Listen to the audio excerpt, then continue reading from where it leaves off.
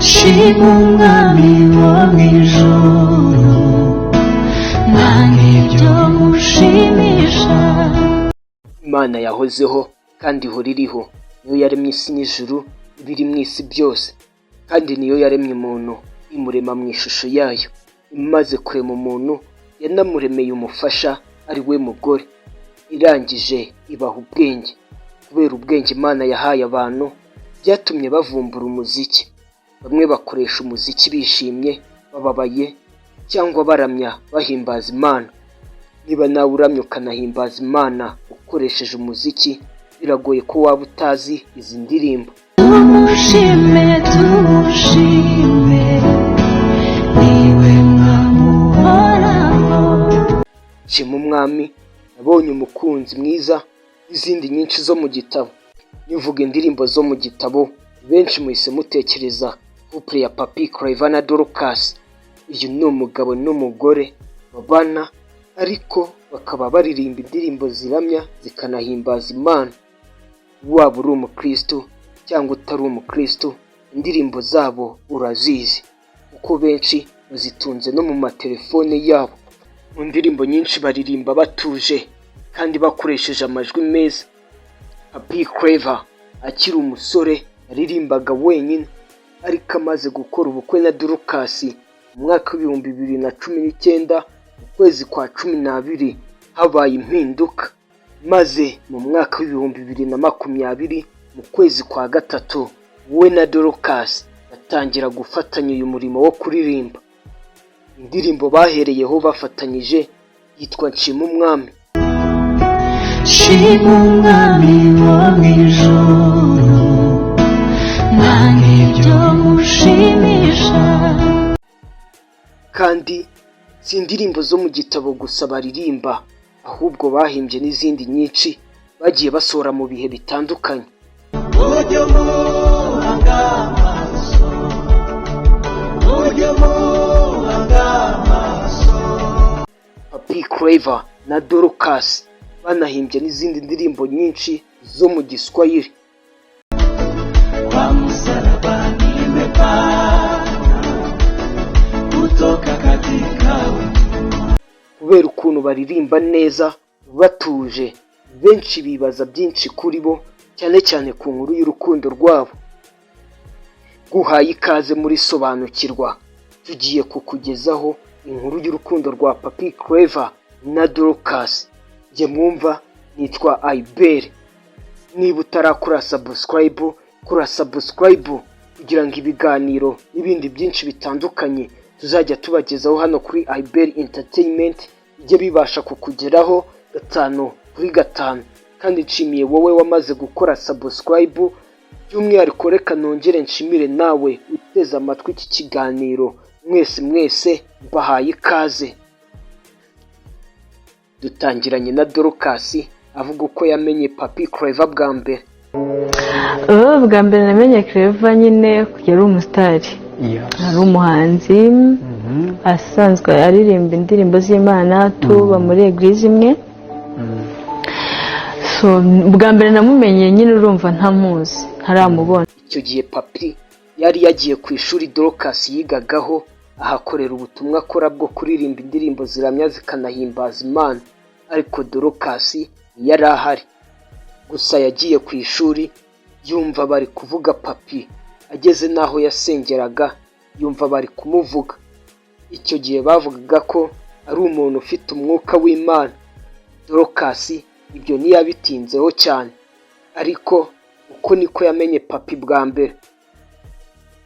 Papi Clever avuga ko amenya Dorcas bwa mbere yari umukobwa mwiza ufite n'ubuhamya bwiza, ibyo bigatuma akundwa n'abantu benshi biganjemo abasore.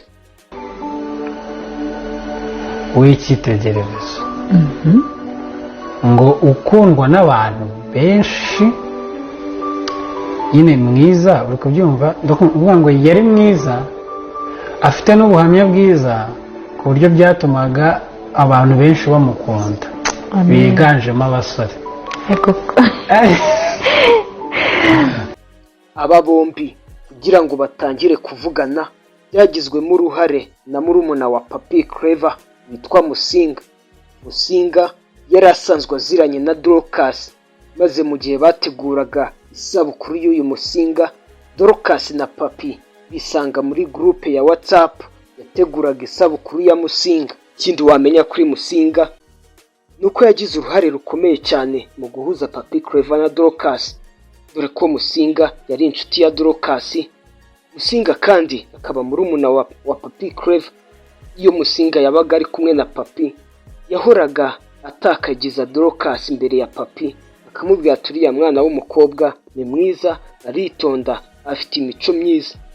Ndetse yagera n'imbere ya Dorcas nabwo akabigenza gutyo, akabwira Dorcas ati mukuru wanjye aritonda, ni umusore w'imico myiza, akamutaka mu buryo bwose, ndetse rimwe na rimwe agasaba Dorcas ko yandikira Pappy cyangwa akamuhamagara. Ikindi kandi iyo yageraga kuri Pappy nawe nuko yabigenzaga, bivuze ngo Musinga byamusabye imbaraga nyinshi kugira ngo aba bombi bahuze, kugira ngo bakundane, dore ko bombi babyihamiriza. Icyo gihe Pappy yasevinze namba za Dorcas kuko murumuna we yari yaramumubwiyeho, maze batangira kuvugana gutyo, bavuganira kuri WhatsApp. Pappy Clever avuga ko kuri we ibi byari bimugoye kubera ko yari abizi ko hari abandi basore bateretaga Dorcas. Byari bigoye cyane kuri njyewe kubera ko nk'uko nabikubwiye nari mbizi ko hari abandi batipe benshi. Ibyo bigatuma yumva yabasebye kwisanga muri kompetisiyo n'aba basore bahanganira umukobwa. Pappy Clever avuga ko ibyo yabiterwaga no kwiyumva kuko yari icyamamare, gusa nanone avuga ko byose byari mu mugambi w'Imana kuko byarikoraga. Dorcas avuga ko avugana na Pappy Clever bwa mbere yumvaga ari iby'umugisha kubera ko yari asanzwe ari umufana wa Pappy, kuko nk'igihe yabaga asenga cyangwa ashaka kwegerana n'Imana yumvaga indirimbo za Pappy. Dorcas avuga ko indirimbo za Pappy zose yazikundaga, akomeza avuga ko kubera ukuntu Pappy aririmba bikora ku mutima, Imana yashyize amavuta mu ndirimbo aririmba. Dorcas avuga ko ibyo Pappy yagombaga kuba yujuje kugira ngo amwemere yari abyujuje, ndetse akomeza avuga ko hari n'ubwo umuntu aba yujuje ibyo wamwifuzaho, ariko kubera ko bitari mu mugambi w'Imana ntumwemere, ariko kubera ibyo na Pappy byari mu mugambi w'Imana yaramwemeye. Dorcas kandi akomeza avuga ko iyo asanga Pappy atandukanye n'uko amubona yari kumureka, kubera ko aba bahanzi baririmba indirimbo za gospel inshuro nyinshi, uko agaragara umuntu amurebesheje amaso usanga mu buzima busanzwe cyangwa se we wa nyawe atari ko ameze. Ariko Dorcas akomeza avuga ko yasanze Pappy uko agaragara ari nako ameze. Pappy Clever na Dorcas bakomeza bavuga nk'uko n'abandi bose bagorwa bagahura n'ibicantege mu rukundo n'abari ko byabagendekeye, gusa ibyo babiciyemo birarangira. Pappy Clever avuga ko mu gihe cy'ubukwe byabagoye cyane ko ari we mwana wa mbere wari ukoze ubukwe iwabo, kandi na Dorcas byari uko. Ikindi wamenya kuri Pappy Clever nuko yavutse ari umwana wa kabiri mu muryango w'abana batatu, bivuze ngo imbere ye hari mukuru we n'inyuma ye hari murumuna we, kuko bavutse ari abahungu gusa. Ikindi mu mwaka w'1994 ubwo habaga jenoside yakorewe abatutsi, umubyeyi w'umupapa wa Clever nawe yarishwe. Ibyo bituma nyuma ya jenoside babaho barerwa na mama wabo gusa. Ibi byo byarabagoye, babaho mu buzima bw'ubukene, gusa nyuma Imana yaje kubishyiraho iherezo, ubuzima buba bwiza. Ikindi wamenya kuri Pappy Clever, yakuze ari umusore ukunda gusenga, ukunda kuririmbira Imana, kandi yirinda kujya muri kururu z'abakobwa. Dorcas avuga ko ikintu yakundiraga Pappy mbere y'uko babana, yari umusore utuje, umunyamahoro kandi uca bugufi. Yari umuntu kukugira inama atagutegetse. Naho Papi Clever avuga ko ikintu yibukira kuri Dorcas mbere y'uko babana ari urukundo ntagereranywa Dorcas yamukundaga, ndetse avuga ko akiri umusore nta bwoba na buke yigeze agira bwo gushaka, kubera ko yari abizi neza ko afite umuntu yizeye umukunda bya nyabyo.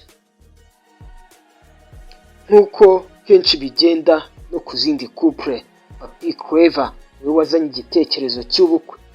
Bamwe bavuze ko Papi Clever yashatse ari muto.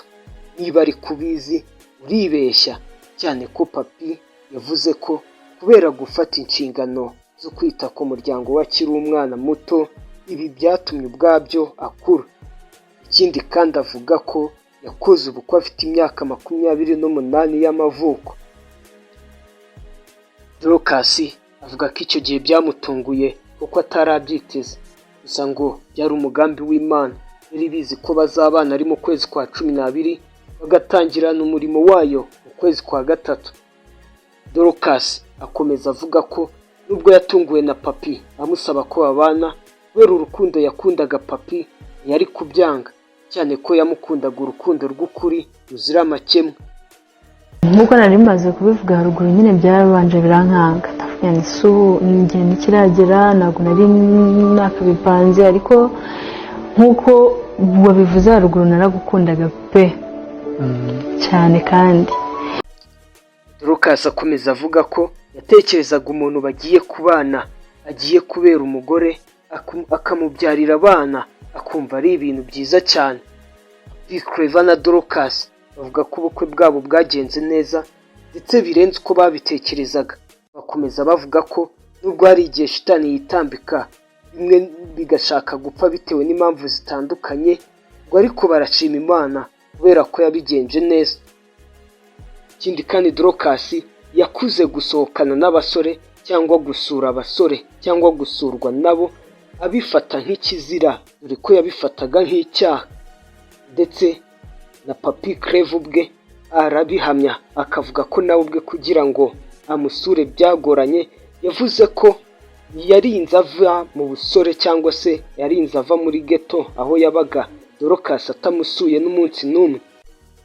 Nyuma yo gukora ubukwe batangiye gukorana umurimo w'Imana wo kuririmba indirimbo zomora kandi zitanga ihumure kuri benshi.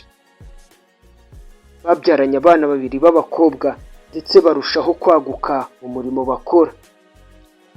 Dorcas akomeza avuga ko kandi Papi ari umupapa mwiza ukunda abana na mama wabo. Avuga ko kandi ari umugabo mwiza w'imfura umukunda cyane. umupapa w'abana banjye, papa mwiza cyane, ukunda abana na mama wabo. Imana iguhe umugisha. Ni inshuti ye magara, aratuje kandi ni umukozi w'Imana by'ukuri. Ikindi Dorcas yakundaga kugira ubwoba bw'uwo bazabana, agahora abisengera kugira ngo Imana izamuhe umugabo w'umugisha, imuhe urugo rwiza, uko yumvaga ubuzima bubi ari ukubaho ubana n'umuntu mudakundana, cyangwa se ubuzima buba kumva ari ukubaho kubana n'umuntu muhora mutongana mushwana. Papi Clever avuga ko Dorcas yamubereye umugore mwiza kandi ni umumama mwiza. Yavuze ko akunda ukuntu bahuza muri byose. Ikindi kandi ngo na groupe santé y'amaraso basanze bayihuje. Amateka y'urukundo rwa Papi Clever na Dorcas reka tube tubisubikiye aha, gusa tuzakomeza tubagezeho n'ibindi bivugwa ku rukundo rwa Papi Clever na Dorcas. Hanyuma wowe wari uteze amatwi iki kiganiro, ndagushimiye cyane. Iki kiganiro cyo cyitwa Sobanukirwa. Njye mwumvaga nitwa Iberi. Wowe utarakora subscribe, kora subscribe kugira ngo ibiganiro n'ibindi byinshi bitandukanye tuzajya tugenda tubageza hano kuri Iberi Entertainment igiye bibasha kukugeraho neza. Mwese bifurije amahoro n'imigisha turuka ku Mana.